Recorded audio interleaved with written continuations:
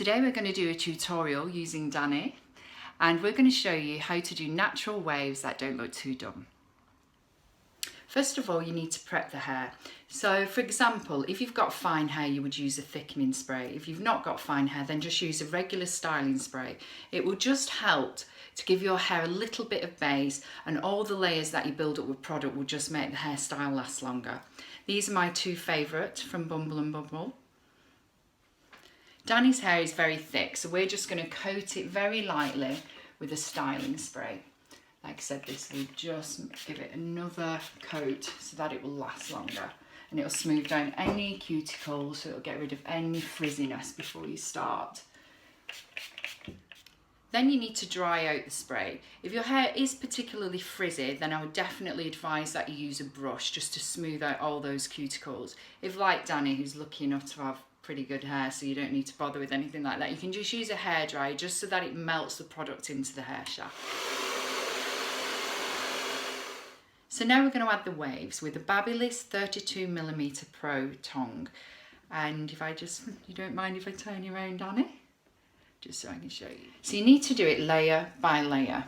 And I'd probably say you can get away with doing it about 2 inches deep. So you can see there.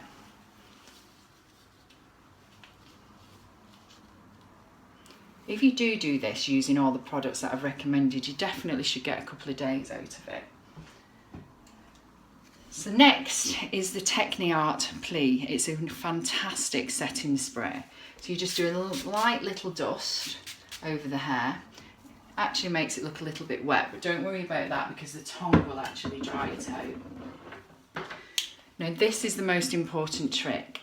Your first one around your hairline should always start by bending the hair away from the hairline. And the second trick is you don't actually put the end of the hair into the tongue, you hold it out so you can see. That's the way you get it looking natural, that your ends are just slightly straight, otherwise it will look very set and bouncy. Then on the next section, you need to bend the hair the opposite way. So this time it will be going towards the hairline.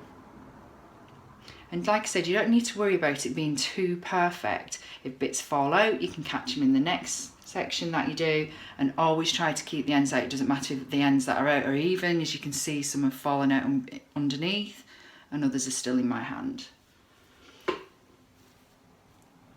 It's very strange, but actually a few mistakes that you make will make it look more natural. So on the final section on this row, as you can see, it's on the other side right near Dani's ear. So again, you bend it away from the hairline.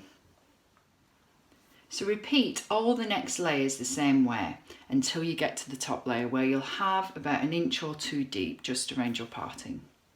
So before we go on to the next final layer, I just want to show you a little trick, because sometimes the hair can still just manage to look a little bit too tonged. So all you need to do, if you get a section like this where you can see the tongue's actually taken that natural shape, all you need to do is clamp it and slightly run the tongue over it, not quite closing it, and the heat then will naturally relax the wave. See, it just makes it that little bit softer. So now we're going to go on to the final layer. So I'm just going to twist you around again, Dani. This is where it's going to be slightly different. So instead of alternating which way that the hair curls go, you're actually going to do them in the same direction, which is away from the hairline, all the way across. Give it a little dust of setting spray again. This is one of the best you can buy. And believe me, with my work, I've tried and tested a few. It's one that has the most staying power. So when you're near this top section, one of the other checks is if you're finding that your hair is going too curly still, you need to move it around like this. Like I said, you keep hold of the end and then you just gently rotate it around the tongue. That way it will actually make the curls a little bit softer.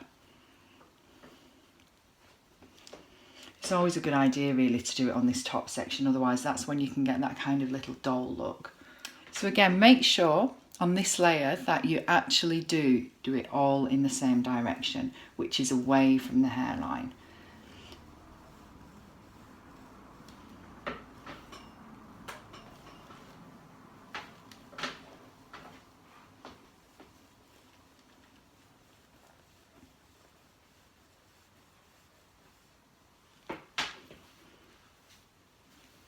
You can see here that that's just again looking a little bit set, which is why I'll use this trick again.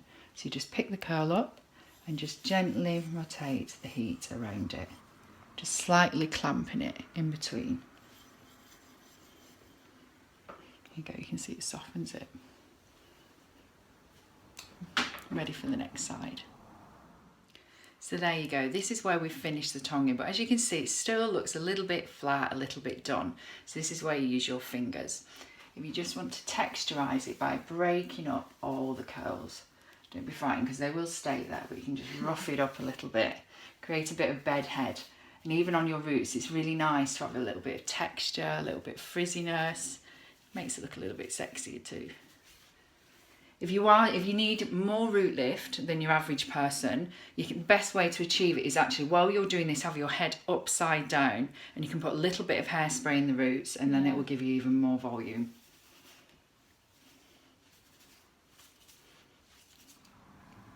And there you go, that's our look complete.